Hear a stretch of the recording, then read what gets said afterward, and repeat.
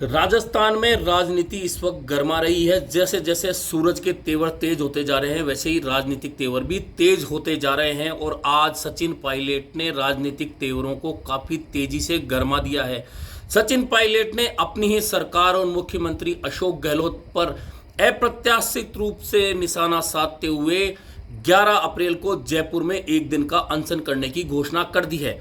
और ये अनशन इसलिए कर रहे हैं कि उनका कहना है, जब हम विपक्ष में थे, जब मैं प्रदेश अध्यक्ष था, तब हमने भ्रष्टाचार के मुद्दों पर बात की थी। हमने वसुंधरा राजे सरकार के कई भ्रष्टाचार के मुद्दे, जिनमें बजरी खनन, कोल खनन सहित बड़े मुद्दे थे, ललित मोदी का मुद्दा था, उन मुद्दों को लेकर हमने जनता से बात की थी और जनता ने उन मुद्दों को लेकर हमारी बात सुनी। और उसके बाद मुझे लगता है कि यह सरकार हमारी बनी। उस दौरान अशोक गहलोत जी ने भी बड़े स्तर पर भ्रष्टाचार के मामले उठाए थे, वसुंधरा राजे पे निशाना साधा था, मॉरिशस के जरिए पैसा आने और जाने की बात की थी, खनन घोटालों की बात की थी, ललित मोदी की बात की थी। लेकिन अब चूंकि सरकार के 4.5 साल हो चुके हैं और 6 महीने बाद जब हमें चुनाव पे जाना है, तो जनता हमारा विश्वास कैसे करेगी। इसलिए मैं चाहता हूं कि भ्रष्टाचार के जो मामले हमने विपक्ष में रहते हुए उठाए, उनकी जांच हो, एफआईआर दर्ज हो, पुलिस उनमें जांच करे। लेकिन यह जांच नहीं हो पा रही है। सचिन पायलट ने सीधे सीधे कहा कि इस मामले को लेकर मैंने 2 बार मुख्यमंत्री अशोक गहलोत को चिट्ठी लिखी, लेकिन उनका जवाब नहीं दिया गया। वहीं सचिन पायलट ने एक तरह से आला कमान को भी कटघरे में खड़ा किया है और उन्होंने कहा है कि राजस्थान में सरकार रिपीट होने को लेकर जो मैंने सुझाव दिए, उनमें से एक सुझाव यह भी था कि भ्रष्टाचार के मामलों की जांच होनी चाहिए, क्योंकि हमारे विरोधी ये आरोप लगा सकते हैं कि ये आपस में मिलीभगत का खेल है। ऐसे में यदि हम जनता के बीच जाएं तो हमारी साख बरकरार रहे, और ये साख तभी बरकरार रह सकती है जबकि हम इस भ्रष्टाचार के मामले जो हमने उठाए थे उनके खिलाफ जांच हो।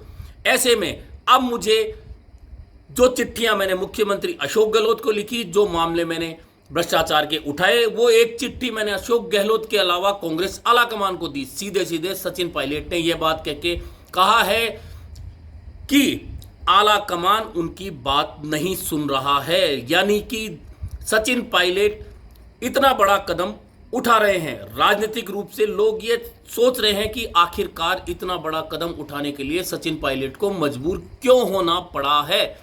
लेकिन यह काफी महत्वपूर्ण है कि सचिन पायलट को पिछले 2-2.5 साल से ना तो आलाकमान में तवज्जो मिल रही है, ना अशोक गहलोत उनकी किसी बात पर ध्यान दे रहे हैं। ऐसे में क्या सचिन पायलट अपने लिए नया रास्ता ढूंढ रहे हैं, या वे ये चाहते हैं कि कांग्रेस आलाकमान अशोक गहलोत पर दबाव बनाए उन मामलों को लेकर जो मामले विपक्ष में रहते हुए उठाए गए थे।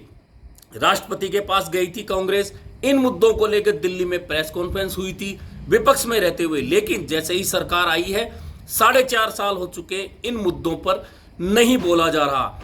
लेकिन सचिन पायलट ने राजनीतिक रूप से शायद एक सहानुभूति लेने का भी प्रयास शुरू किया है कि वे वसुंधरा राजे के खिलाफ भी लड़ रहे हैं और अपनी ही पार्टी के अंदर उन मुद्दों को जिंदा रख रहे हैं जो विपक्ष में रहते हुए उन्होंने रखे थे।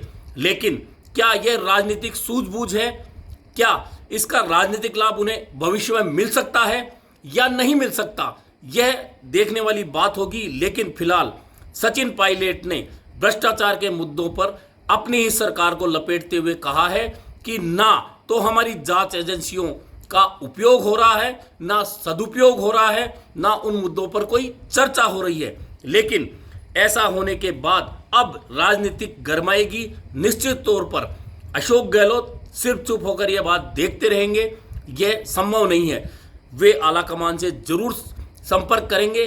देखना है कि 11 अप्रैल को जब सचिन पायलट जयपुर के शहीद स्मारक पर धरना देंगे, अनशन करेंगे, तब उनके साथ में कितने विधायक बैठते हैं, कांग्रेस के कौन कौन लोग आते हैं। यह एक तस्वीर पेश होगी भविष्य की कि कौन नेता कांग्रेस में किधर जा रहा है। लेकिन यह मामला इतनी आसानी से फिर ठंडा होने वाला नहीं है। जैसे जैसे सूरज गरमाएगा वैसे वैसे राजस्थान में कांग्रेस की राजनीति भी गरमाएगी और इस गरमाती राजनीति के बीच में नतीजे क्या होंगे यह देखना काफी रोचक होगा। उनमें से एक सुझाव ये भी था कि पार्टी की साख बचाए रखने के लिए पार्टी के नेताओं द्वारा दिए गए आश्वासन और भाषण ऐसे ना लगे कि हम सिर्फ चुनावी रोटी सेकने के लिए झूठे मूठे आरोप लगाते हैं और सत्ता में आने के बाद हम सब भूल जाते हैं। तो ये सुझाव भी मैंने लीडरशिप को दिया था, लेकिन अभी तक इस पर कार्रवाई हुई नहीं है, ये हम सब जानते हैं। इसी को देखते हुए, क्योंकि 11 अप्रैल को महान समाज सुधारक लगभग 200 साल पहले जन्मे ज्योतिबा फूले जी की जयंती है, इसलिए मैं 11 अप्रैल को राजस्थान में शहीद स्मारक के ऊपर एक दिन का अनशन करूंगा, इस बात को दोबारा रखने के लिए कि करप्शन को लेकर हमारी सरकार जो कहती है हम करके दिखाएंगे। और एक दिन का अनशन 11 अप्रैल को मैं रखूंगा शहीद स्मारक पर।